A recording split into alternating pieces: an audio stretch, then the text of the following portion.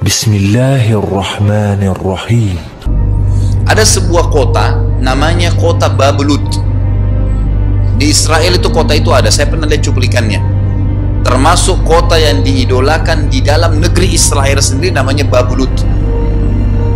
Subhanallah, hadis menyebutkan nama Bablut.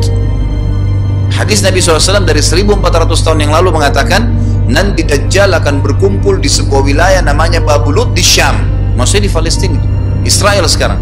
Ada kota Bablut dan orang Yahudi sekarang lagi gencar membangun kota itu dan dianggap kota favoritnya Israel. Subhanallah. Dajjal akan masuk ke sana dan berkurung diri.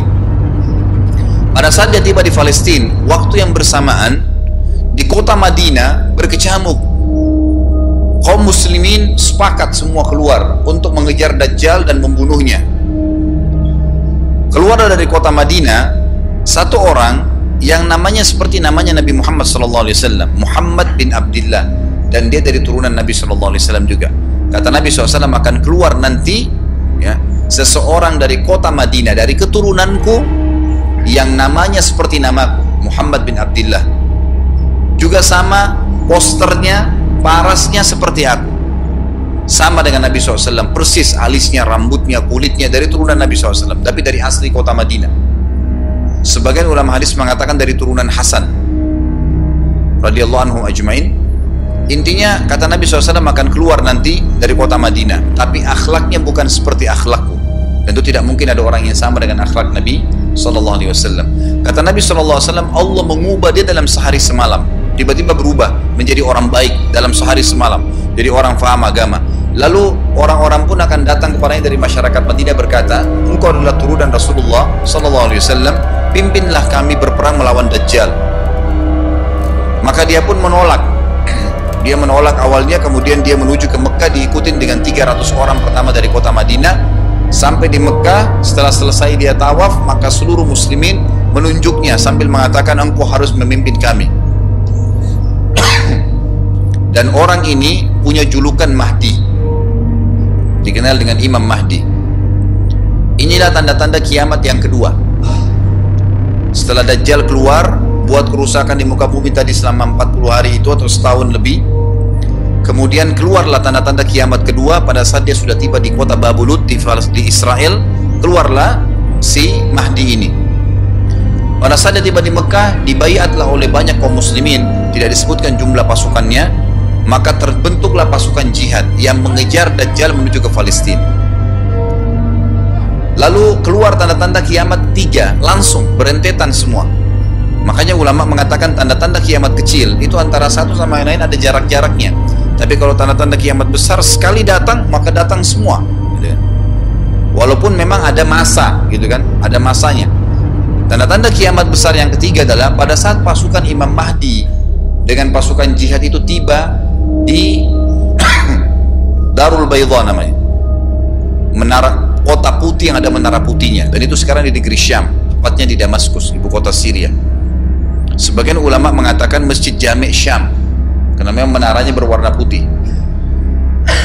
Hadis menyebutkan di menara itulah, di masjid itulah Imam Mahdi mampir sholat asar bersama pasukannya, dan sudah dekat Syam, negeri Syam, masuk di dalamnya wilayah itu adalah Israel, ya sekarang Palestina, kemudian Syria, dan ini masjid ada di Syria, di Damaskus.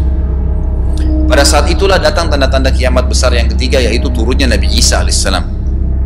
Kata Nabi SAW dalam hadis Bukhari, hadis Muslim, hadis Sahih semuanya, dikatakan Isa alaihissalam akan turun sambil memegang kedua sayapnya malaikat, dan dari rambutnya yang basah meneteskan air.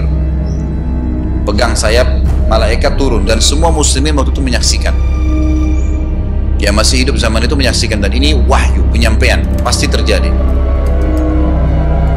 Maka dia pun turun, lalu kemudian dia masuk, dan orang-orang pada saat itu mengenalnya kalau dia adalah Isa, dan mereka sudah tahu ini masanya, turunnya, keluarnya Dajjal, ini Mahdi sudah ada, mereka tahu akan turun Isa, sudah ada informasi seperti yang disampaikan ke Bapak Ibu sekarang, itu muslimin di zaman itu sudah tahu semua. Maka Isa pun alaihissalam waktu itu dipersilakan oleh Mahdi untuk jadi imam, maka dia pun mengatakan tidak, imam dari kalangan kalian. Dan kata Nabi SAW, ini kemuliaan bagi umat ini karena Nabi sholat di belakang umat ini. Semestinya kalau ada Nabi, pasti Nabi jadi imam, tidak mungkin digantikan oleh manusia biasa. Tapi waktu itu Imam Mahdi menjadi imam dan Nabi Isa sholat di belakangnya. Perlu anda tahu juga hadis Nabi SAW yang sahih yang berbunyi, kalau Musa dan Isa hidup di zaman aku sudah diutus, niscaya keduanya akan jadi pengikutku. Jadi memang kena kebenaran agama ini dibawa oleh Nabi SAW. Baik, sholatlah mereka, kemudian mereka menuju ke Palestina. 3 tanda-tanda kiamat sekaligus terjadi. Pada saat menuju ke Palestina, tiba di pintu gerbang Babulut. Dan di wilayah Babulut ini, kata Nabi SAW, nanti Isa akan masuk dan membunuh Dajjal. Dan setelah membunuh Dajjal, maka seluruh pengikut Dajjal dari kaum Yahudi akan bersebaran, sembunyi di bawah batu dan pohon, di atas batu dan di bawah pohon. Semuanya batu dan pohon itu akan berbicara kepada setiap pasukan mujahidin, berkata, wahai muslim, ini Yahudi di atas saya atau di bawah saya. Batu bilang ini Yahudi yang sembunyi, yang pohon mengatakan, wahai muslim, ini Yahudi, bunuhlah dia. Maka dibunuhlah orang-orang Yahudi tersebut yang menjadi pengikut Dajjal oleh kaum muslimin, kecuali satu pohon, namanya pohon Garqat. Pohon Garqat ini pohon yang daunnya kadang-kadang agak kering dan ada duri-duri, ya, batangnya ada durinya.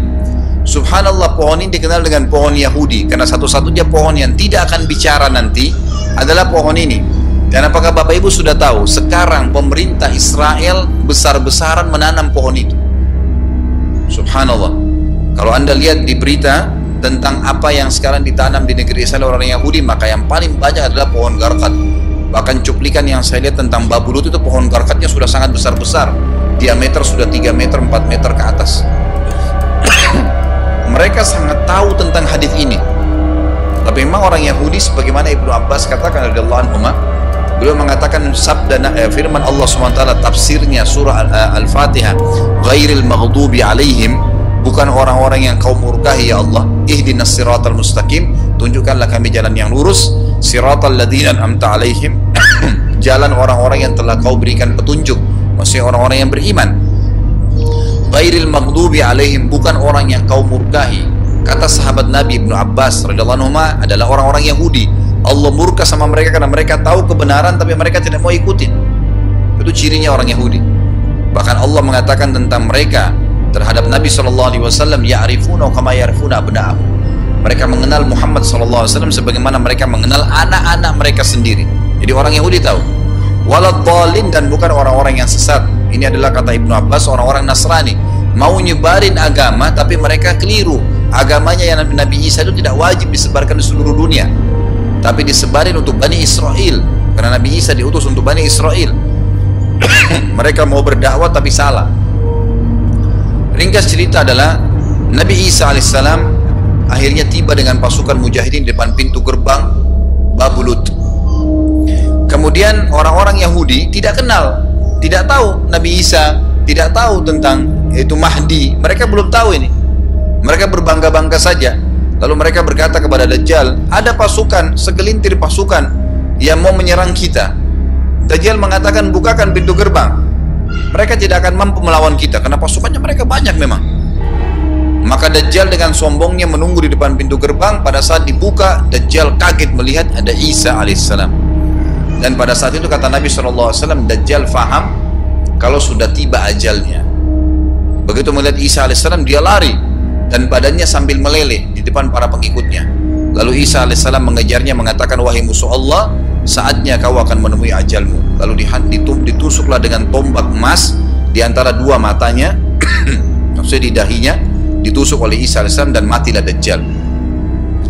Pada saat Dajjal mati, pengikutnya pada ketakutan semua. Mereka anggap Dajjal Tuhan, mereka anggap Dajjal orang yang perkasa lah, orang yang kebal lah, beragam macam kelebihan. Mereka kaget pada saat mati, maka bertebaranlah mereka dan akhirnya mereka sembunyi di bawah pohon dan batu, di atas batu. Kemudian seperti saya katakan tadi, hadis menjelaskan batu dan pohon akan memberikan penjelasan, hai muslim, ini Yahudi, bunuhlah.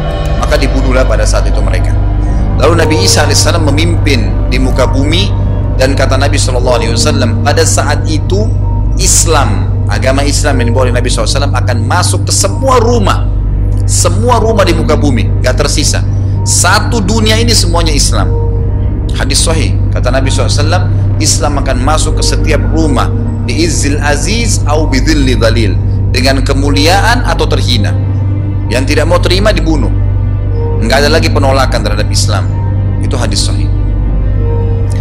Maka Nabi Isa alaihissalam memimpin pada saat itu, disebutkan dalam hadis 40 tahun dengan ketenangan menerapkan hukum Islam.